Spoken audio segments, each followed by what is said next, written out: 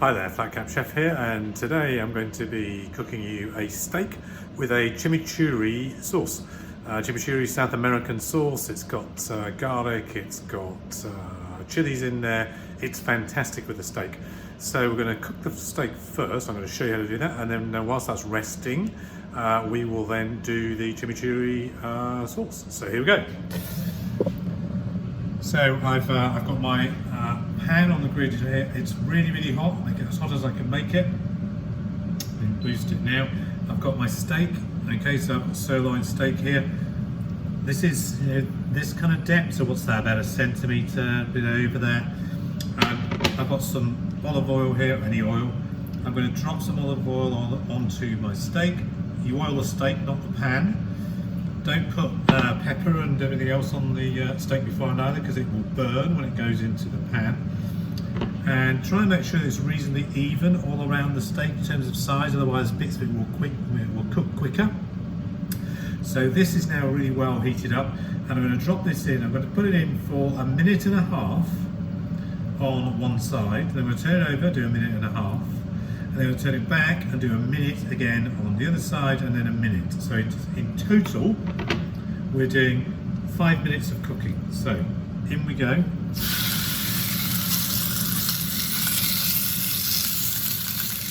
So I've got a griddle pan here, and that will give it some lovely markings, make it look pretty. I'm not going to do anything to it, I'm just going to leave it in here. Don't start messing around with it. A little press down, that's all. I'm going to put a little bit of oil on the other side, ready for when it turns over. Do that with my hand. This will smoke, so that's why it's a bit noisy. So I've got my fan on here, so it's pressing. So we've got 1.5 minutes to do. I've set my timer, which is running. So I'm going to do 1.5 minutes, so I'm going to turn it over, and then we'll be back. Okay, so now I'm going to turn it over. We want this steak to be nice and thick, so you see that kind of having it in this kind of griddle pan, as you get this lovely mark. Looks pretty. So 1.5 minutes this side, and then we'll be back. Okay, so that was a minute, so now I'm going to turn this over again. And to make it look pretty, I'm going to do it sideways on, so we get a grid pan. So we've got 1 minute, and then we're going to be back again. Okay, so that's 1 minute, so now I'm turning it over again. Final time, you can see you've got this lovely grid pattern. It doesn't matter if you haven't got one of these kinds of pan skillets, you can just use a normal frying pan, it's fine. So, 1 minute, we'll be back. Okay, so that's done. I'll switch that off so we can hear what's going on. Now I've got some foil here. I've actually got 2 sheets of foil put together because I want this to rest. I want to keep the heat in. So I'm then going to fold it. There we go.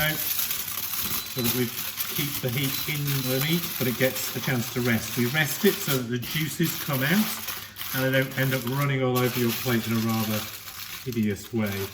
So now you can keep that in a warm drawer if you've got one, or just to one side.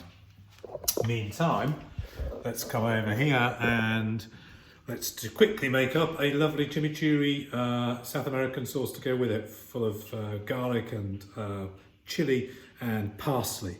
So, I've got my bowl.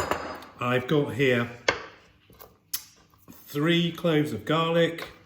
I've got 2 red chilies, finely chopped, and I've got about 50 grams, that's about half a cup, just under half a cup of parsley. Okay, and then I've got 2 food ounces, about half a cup of olive oil. So let's put all of these into my bowl. This is so quick and easy to do. You can do it in advance, so you can have it chilled and in a fridge. If you don't use it all, you can keep it in the fridge for maybe 24 hours afterwards in a container. The longer you leave it, the more that the flavours get a chance to merge together. So I'm just putting these in here.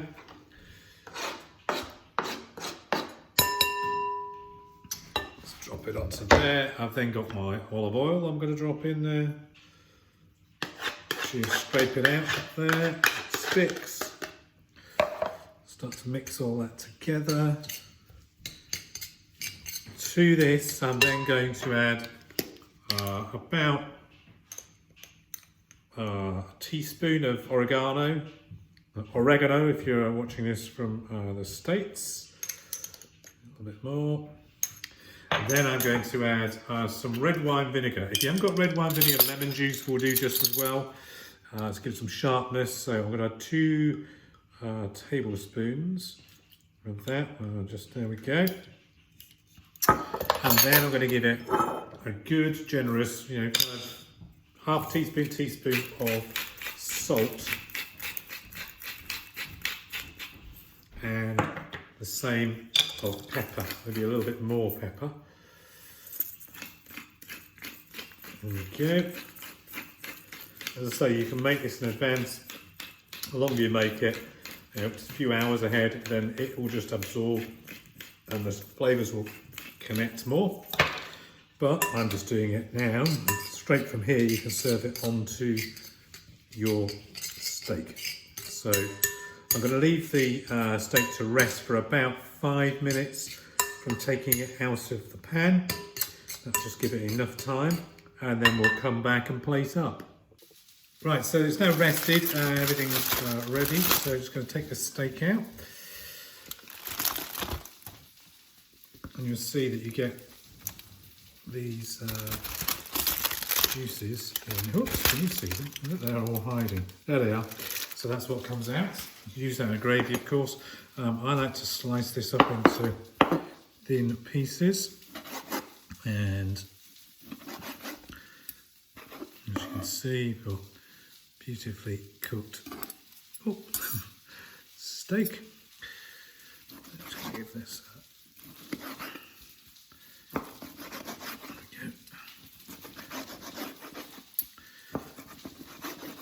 Now I've also used the pan that I used the steak in to put some little baby gem lettuce in, chopped it in half and just had it in the little griddle pan cooking nicely, which is lovely to go with it. If you like your chimichurri a little bit more blended and you've got a chopper, you can use that. You can just use it, put it in an electric chopper and it will really whiz it down to a smoother sauce. I like it quite chunky. So there we go. Just move that, put our fantastic steak onto the plate. Let's grab the lettuce.